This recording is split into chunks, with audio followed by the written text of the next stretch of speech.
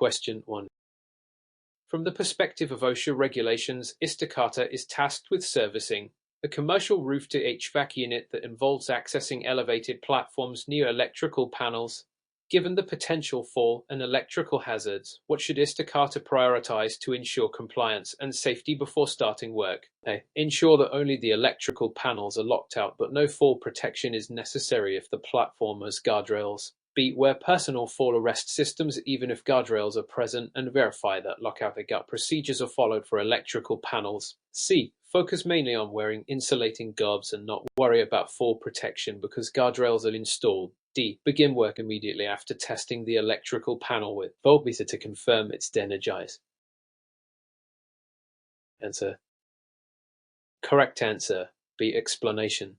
OSHA requires comprehensive safety measures when working at heights and near electrical hazards. Even if guardrails exist, fall protection such as a personal fall arrest system may be necessary depending on the platform's height and condition. 29 CFR 1910.28.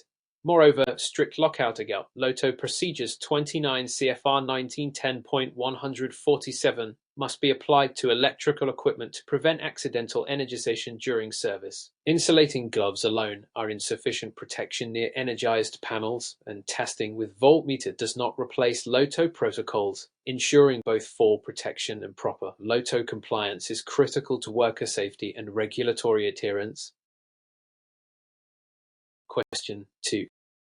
In the context of the refrigeration cycle, technician is new and is troubleshooting a commercial chiller exhibiting high superheat and low suction pressure. Which of the following best explains the underlying cause and appropriate initial step to resolve the problem? A. The expansion valve is stuck open. Is new and should replace the valve immediately. B. The evaporator coil is flooded. She should increase the compressor speed to lower the suction pressure. C.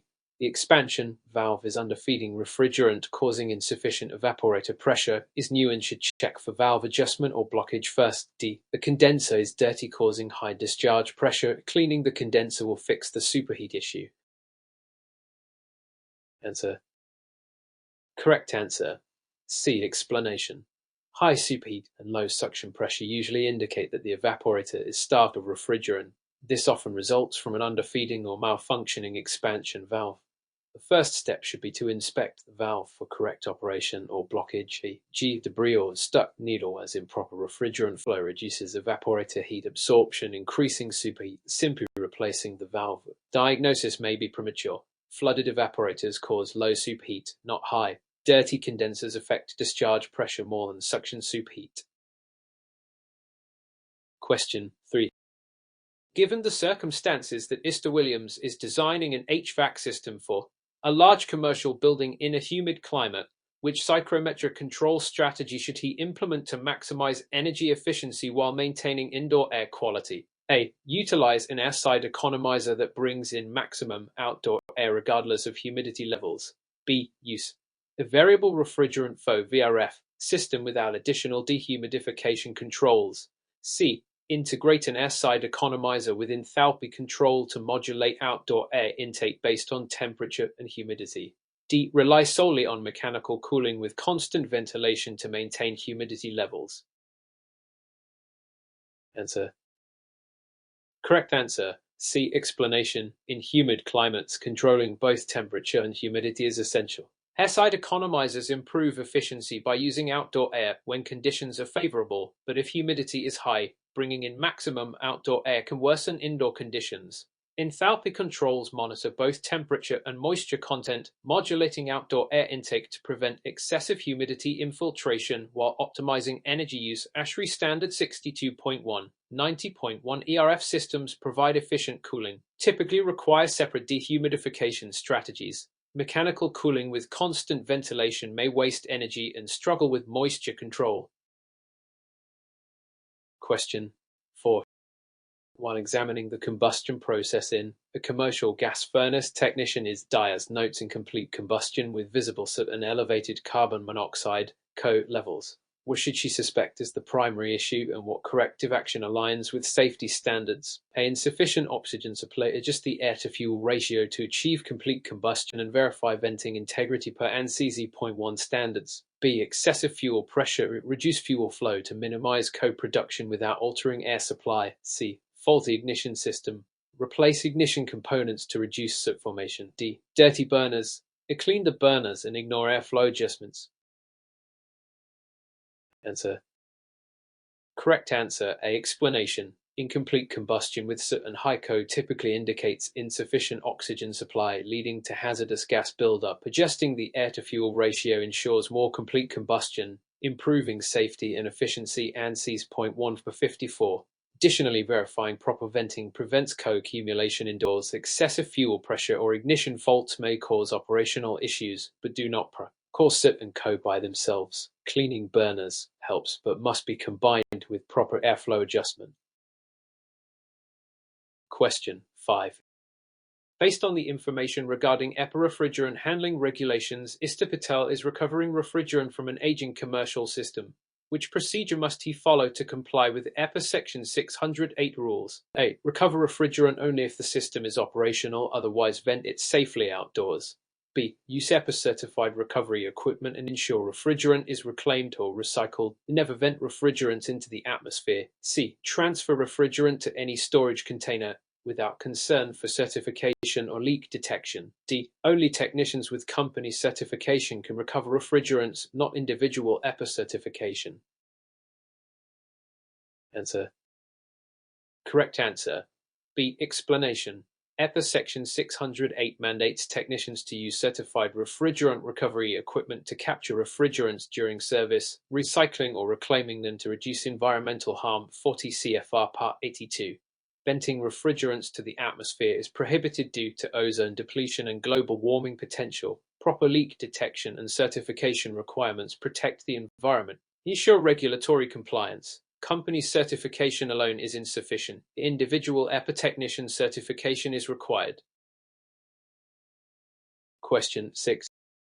Under the assumption that a commercial HVAC system uses variable air volume (VAV) controls, Mr. Kim notices that some zones experience temperature swings despite correct airflow readings. Which principle most likely explains this issue and what should be checked? A. The VAV boxes are oversized. Mr. Kim should replace them with smaller units. B. The thermostats may be improperly calibrated or located, causing inaccurate zone temperature sensing and erratic damper modulation. C. The duct leakage is too low, preventing proper pressure balancing. D. The building envelope is perfectly sealed, so temperature swings are unrelated to the HVAC system. Answer. Correct answer. B. Explanation. Temperature swings in VAV zones often arise from poor thermostat placement or calibration, leading to inaccurate feedback and incorrect damper modulation. ASHRAE Handbook. HVAC applications. Oversizing VAV boxes typically causes low airflow, not swings. Duct leakage usually worsens temperature control, so low leakage is beneficial.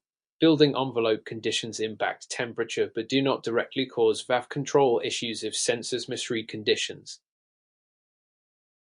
Question 7. Considering the evidence on lockout-LOTO practices, Mr. Rivera must service a chiller's electrical panel. Before starting, what steps should he follow to fully comply with OSHA's LOTO standard and ensure worker safety? A. Simply switch off the main breaker and proceed with work without tagging. B. Inform coworkers and physically lock the energy isolating device. Attach tag, verify energization by testing, and maintain control of the lock and tag. C. Rely on supervisor's verbal approval before servicing equipment. D. Remove the fuses and assume the system is de-energized without testing. Answer. Correct answer. B. Explanation. OSHA's LOTO standard 29 CFR 1910.147 requires that before maintenance, workers must lock out and tag all energy isolating devices, test to verify de-energization, and keep control of the lock and tag to prevent accidental re-energization. Verbal approvals or simply switching off breakers are insufficient. Removing fuses without testing can be hazardous as energy or alternate feeds may remain. Question 8. From a practical standpoint, when balancing a hydronic heating system in a large commercial facility, Allen observes uneven heat distribution across zones. Which underlying concept best describes the necessary adjustment and what is the correct procedure? A. Increase pump speed to raise system pressure and force water through all zones equally. B. Adjust balancing valves at each zone to regulate flow rates, ensuring hydraulic balance without increasing pump energy unnecessarily. C. Replace the pump with a higher horsepower unit to eliminate flow issues. D. Open all valves fully to maximize flow and resolve temperature discrepancies. Answer. Correct answer. B. Explanation. Hydronic system balancing involves adjusting flow through each zone using balancing valves to achieve hydraulic balance, which ensures each area receives appropriate heat. ASHRAE Handbook. HVAC systems and equipment. Simply increasing pump speed wastes energy and can cause noise and damage. Replacing pumps is costly and unnecessary if valves are adjustable. Opening all valves fully often leads to imbalanced flow and inefficient heating. Question 9. In light of recent developments in indoor air quality, IAC Thompson is designing a ventilation system for a healthcare facility where airborne contaminants pose risks. What ventilation and filtration strategy should he employ to comply with ASHRAE 170 and protect occupants? A. Use a standard commercial HVAC filtration system with MERV 8 filters and minimum outdoor air exchange. B. Incorporate high-efficiency particulate air HEPA filtration combined with increased outdoor air exchange rates and negative pressure rooms where necessary. C. Rely exclusively on natural ventilation through operable windows. D. Install ultraviolet germicidal irradiation of LED lamps without altering ventilation or filter. Answer. Correct answer. B. Explanation. ASHRAE Standard 170 specifies ventilation and filtration requirements for healthcare facilities to control airborne contaminants. High-efficiency filters like HEPA and increased outdoor air exchange are crucial to dilute contaminants. Negative pressure rooms help isolate infectious patients. Natural ventilation is unreliable in healthcare settings, and LED lamps supplement but do not replace ventilation filtration requirements. Question 10. The fundamental question is, when troubleshooting an electrical motor that fails to start but shows no visible damage, which diagnostic approach most accurately identifies the root cause? A. Immediately replace the motor assuming it is faulty without further testing. B. Measure line voltage, check motor winding resistance for short or opens, verify starter and overload relay operation, and confirm control circuit functionality. C. Increase voltage supply temporarily to force motor start and observe behavior. D. Lubricate the motor bearings and try to manually spin the rotor to force start. Answer. Correct answer. B. Explanation. Systematic troubleshooting of motors requires checking supply voltage, winding resistance for electrical faults, verifying control devices like starters and overload relays, and confirming the control circuit is energized. This method aligns with best practices and NFPA 7IE standards and prevents unnecessary replacement. Increasing voltage or forced spinning can damage equipment or create hazards. Lubrication is preventive but not diagnostic for electrical start failures. Question 11. In a modern context of hydronic systems, Mr. Edwards is commissioning a chilled water system that experiences frequent pressure fluctuations causing noise and inconsistent cooling. Which underlying principle should he consider first, and what corrective action aligns best with system balancing standards? A. The system may have trapped air causing water hammer. He should install automatic air vents and properly purge the system. B. The pump is oversized. Reducing pump speed will fix the pressure fluctuations. C. Expansion tanks are unnecessary in chilled water systems. Removing them will stabilize pressure. D. Increasing valve openings at all zones will equalize pressure throughout the system. Answer. Correct answer. A. Explanation. Air trapped in hydronic systems can cause water hammer, pressure spikes, and noise. ASHRAE Handbook. HVAC systems and equipment. Installing automatic air vents and purging air from the system is primary corrective action. Oversized pumps cause energy waste but may not cause immediate pressure fluctuations. Expansion tanks are essential to accommodate pressure changes. Removing them worsens issues. Simply opening all valves can worsen imbalance and noise. Question 12. Considering the evidence on refrigerant leak detection, Bennett is inspecting A commercial refrigeration system suspected of leaking R404 refrigerant. Which detection method complies best with EPA requirements and offers reliable early leak identification? A. Using a soap bubble test at all joints and fittings exclusively. B. Employing an electronic refrigerant leak detector calibrated for HFC refrigerants and conducting periodic inspections as required by EPA Section 608. C. Waiting for pressure drop in the system before taking any action. D. Using only visual inspection for oil stains without any specialized equipment. Answer. Correct answer. B. Explanation. EPA Section 608 requires certified technicians to regularly monitor systems for leaks using proper detection tools. Electronic leak detectors calibrated for specific refrigerants provide early, reliable detection. Soap bubbles are a good supplemental method but not sufficient alone for compliance. Pressure drops can be slow to detect leaks, and visual oil stains are indirect and often indicators. Question 13. From multiple perspectives, when evaluating the impact of fire safety codes on commercial HVAC design, what is the primary role of smoke dampers installed within ductwork? A. To allow smoke to freely travel through HVAC ducts during a fire for exhaust. B. To automatically close and prevent the spread of smoke through duct systems, maintaining compartmentalization per NFPA 90 standards. C. To increase airflow during a fire event to assist smoke clearance. D. To operate manually only during fire drills and maintenance. Answer. Correct answer. B. Explanation. Smoke dampers are designed to close automatically upon smoke detection, preventing smoke from traveling through ductwork and spreading to other building areas, thus maintaining fire compartmentalization and life safety. NFPA 90. Allowing smoke to travel freely or increasing airflow would endanger occupants. Manual operation is inadequate during actual fires. Question 14. Given the circumstances that Mr. O'Neill must select appropriate personal protective equipment (PPE) for servicing commercial HVAC system containing R22 refrigerant, which of the following choices best addresses the potential hazards involved? A. Only safety glasses are required since R22 is non-toxic and non-flammable. B. Full face shield, gloves resistant to refrigerant burns, and protective clothing to prevent skin contact and eye injury from potential refrigerant exposure or liquid splashes. C. A PPE is necessary if working outdoors due to ventilation. D. Standard work gloves and dust masks suffice for refrigerant handling. Answer. Correct answer. B. Explanation.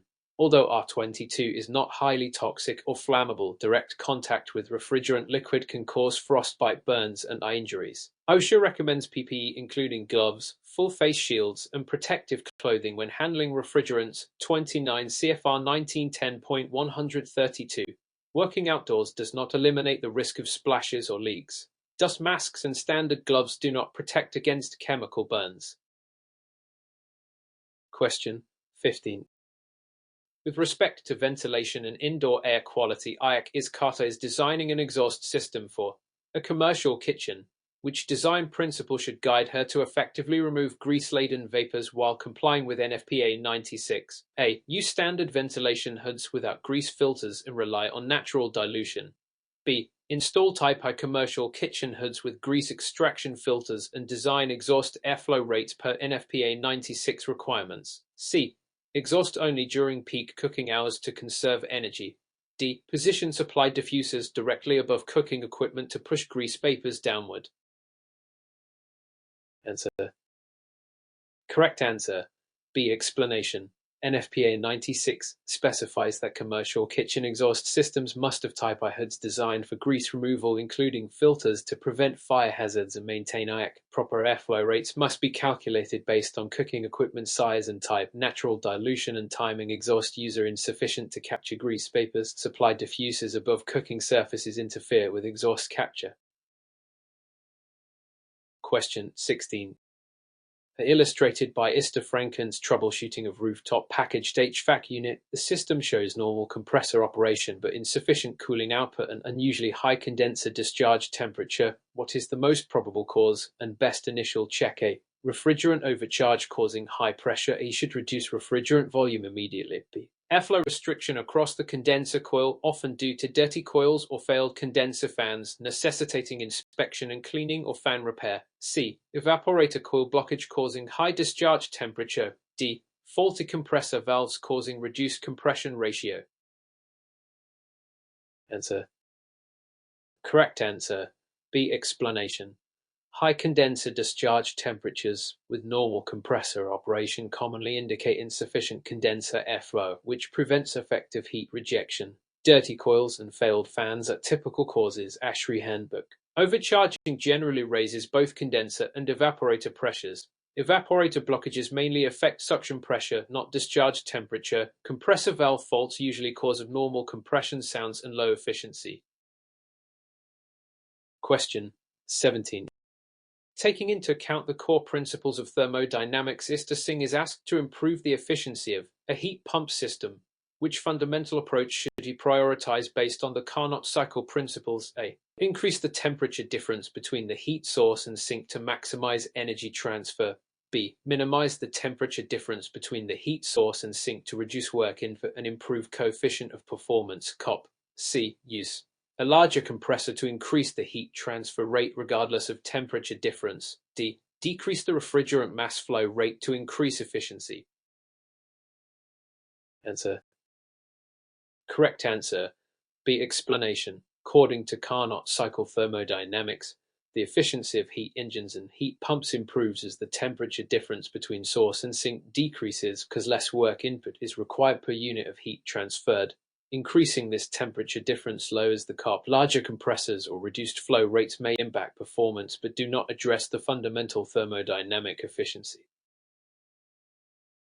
Question 18. The predominant theory suggests that when troubleshooting electrical circuits in HVAC control panels, a common cause of erratic system behavior is related to which of the following? A. Loose or corroded electrical connections causing intermittent voltage and signal disruptions. B. The color coding of wiring being inconsistent. C. Using control voltage rated devices in line voltage circuits. D. The presence of capacitors in the circuit. Answer. Correct answer. A. Explanation. Loose or corroded electrical connections create intermittent open or short circuits leading to unpredictable operation or failure. Regular inspection and tightening connections are vital maintenance steps. Color coding inconsistencies cause confusion but do not directly cause erratic behavior. Incorrect device ratings cause failures but are design errors. Capacitors are standard components, not a cause of erratic behavior themselves. Question 19. Throughout the course of implementing a variable refrigerant flow VRF system, Lin observes that the system experiences uneven refrigerant distribution to zones during partial load conditions. What underlying design or operational factor is likely responsible, and how should it be mitigated? A. Improper refrigerant pipe sizing and balancing. Performing pipe sizing calculations and installing balancing valves can correct refrigerant flow distribution. B. Excessive compressor capacity. Downsizing the compressor fixes distribution. C. Using R400 Tino refrigerant instead of R22. D. Faulty zone thermostats causing incorrect calls for cooling. Answer. Correct answer. Explanation. ERF systems rely on precise refrigerant distribution, and pipe sizing affects flow and pressure drop. Improperly sized pipes or lack of balancing valves lead to uneven flow during low load. Correcting pipe sizes and installing balancing valves optimizes refrigerant flow. HVAC applications. Compressor sizing affects overall capacity but not distribution. Refrigerant type affects performance, unrelated to uneven zone flow. Faulty thermostats impact demand, not physical distribution. Question 20. In terms of material safety data sheets, MSDS, and hazard communication, Mr. Gonzalez must train new technicians on refrigerant safety. Which statement best captures the key requirements under OSHA's Hazard Communication Standard HCS? A. Technicians only need to read MSDS for refrigerants they personally handle. B. Employers must provide access to MSDS for all hazardous chemicals on site, ensure proper labeling, and conduct employee training on chemical hazards and safe handling. C. MSDS are optional documents used only during accidents. D. Refrigerants are exempt from HCS as they are not classified as hazardous chemicals. Answer. Correct answer. B. Explanation. OSHA's Hazard Communication Standard 29 CFR 1910.1200 mandates employers maintain accessible safety data sheets (SDS), formerly MSDS, for all hazardous chemicals, proper labeling, and training for employees about chemical hazards, safe handling, and emergency procedures. This ensures worker safety and regulatory compliance. MSDS are not optional or only for accidents, and refrigerants may have associated hazards requiring HCS compliance. Question 21. When analyzing the merits of different metering devices, Mr. Ramirez is selecting one for a commercial refrigeration system operating under varying load conditions. Considering the system's efficiency and operational stability, which metering device should he choose and why? A. Fixed orifice metering device because it provides constant refrigerant flow regardless of load. B. Thermostatic expansion valve (TXV) since it modulates refrigerant flow based on evaporator superheat for improved efficiency and protection. C. Capillary tube due to its simplicity and low cost without need for adjustment. D. Hand expansion valve, which allows manual control but requires constant supervision. Answer. Correct answer. B. Explanation is SVS adjusts refrigerant flow dynamically based on superheat, maintaining optimal evaporator performance across varying loads and protecting the compressor from liquid slugging. ASHRAE Handbook. Refrigeration. Fixed orifice and capillary tubes lack modulation ability, leading to inefficiencies at partial loads. Hand valves require constant manual adjustments, impractical for commercial systems. Question 22. Under the assumption that a commercial air conditioning system uses a variable air volume valve set up with reheat coils in certain zones, Mr. Jackson notices excessive energy use during mild weather. What underlying concept explains this, and what operational change could improve efficiency? A. Reheat coils are unnecessarily active. Implementing demand-controlled ventilation and disabling reheat when outdoor conditions allow can reduce energy waste. B. Valve boxes are undersized. Upsizing will reduce energy use. C. The system is not cycling frequently enough. Increasing on-off cycles conserves energy. D. Increasing supply airflow to all zones improves comfort and lowers energy use. Answer. Correct answer. A. Explanation. Reheat coils add heat to air that was previously cooled, causing energy waste if active unnecessarily, especially in mild weather. Demand-controlled ventilation adjusts outdoor air intake based on occupancy and co-levels, minimizing heat and cooling loads. ASHRAE 62.1. Upsizing valve boxes or increasing cycling frequency generally increases energy use. Increasing supply airflow wastes energy. Question 23. Given the circumstances that ISLE must ensure compliance with EPA refrigerant recovery requirements during system retrofits, which practice is mandated by the EPA's refrigerant recycling rule for non-operational equipment? A. Vent refrigerant to atmosphere before disposal. B. Recover refrigerant using certified recovery equipment before equipment disposal or retrofit. C. Transfer refrigerant to any container without certification. D. Dispose of the equipment without refrigerant recovery if it is small appliance. Answer. Correct answer. B. Explanation. EPA's refrigerant recycling rule 40 CFR Part 82 prohibits venting refrigerants into the atmosphere. Certified recovery equipment must be used to capture refrigerants from all equipment, including non-operational units, before disposal or retrofit. Small appliances also require recovery unless exempted under specific conditions. Safe recovery is critical to ozone protection. Regulatory compliance. Question 24. For the purpose of maintaining indoor air quality, Mr. Kim is designing an air filtration system for a commercial building with high occupant density. Which filter rating and filtration approach would best balance particulate removal and system pressure drop? A. Use minimum efficiency reporting value MERV 13 filters, as they effectively remove fine particulates while maintaining acceptable airflow resistance. B. Install HEPA filters throughout the HVAC system to remove all particles regardless of cost or airflow impact. C. Rely on fiberglass panel filters with low MERV ratings to minimize pressure drop. D. Use no filtration to maximize airflow and reduce energy use. Answer. Question 25.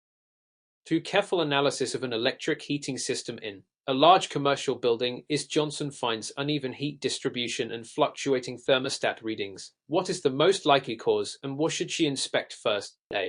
Malfunctioning zone thermostats or loose wiring causing inconsistent control signals to heating elements. B. Defective heating elements requiring complete replacement. C. Insufficient supply voltage to the heating system. D. Improperly sized ductwork causing uneven airflow. Answer. Correct answer A. Explanation. Uneven heating and fluctuating thermostat readings often stem from faulty thermostats or wiring issues disrupting control signals. Inspecting and calibrating thermostats and checking wiring continuity should precede costly heating element replacements. Supply voltage issues usually cause total failure rather than fluctuations. Ductwork affects air distribution, less relevant for electric resistance heat. Question 26. Taking into account OSHA electrical safety requirements, ISTA Silver must service a 480-volt commercial HVAC motor. What safety procedures should you follow to ensure compliance and personal protection? A. Wear rubber insulating gloves. Verify energization using a properly rated voltage tester. Apply lockout egg-up procedures and use appropriate arc flash PPE. Only unplug the motor from the control panel. C. Wear standard work gloves and safety glasses only. D. Assume the system is safe if the circuit breaker is off. Answer. Correct answer A. Explanation. OSHA Electrical Safety Standards 29 CFR 1910 subpart S require verifying energization with properly rated equipment, applying lockout egg-out to prevent accidental energization, wearing insulating gloves, and using arc flash PPE to protect against electrical hazards. Unplugging or relying solely on breakers is insufficient, and standard gloves do not provide electrical protection. Question 27. When considering the principles of heat transfer, ISTA Morgan is evaluating insulation types for ductwork exposed to outdoor air in a humid climate. Which insulation characteristic is most critical to minimize condensation and energy loss? A. High thermal conductivity to dissipate heat quickly. B. Vapor barrier integrity to prevent moisture intrusion and condensation within the insulation. C. Bright color surface finish for aesthetic purposes. D. Porosity to allow airflow through the insulation. Answer. Correct answer B. Explanation. In humid climates, preventing moisture penetration into duct insulation is essential to avoid condensation, mold growth, and energy loss. Vapor barriers on insulation prevent moisture ingress. ASHRAE Handbook. HVAC applications. High thermal conductivity is undesirable. Insulation should have low conductivity. Color and porosity do not impact condensation control. Question 20.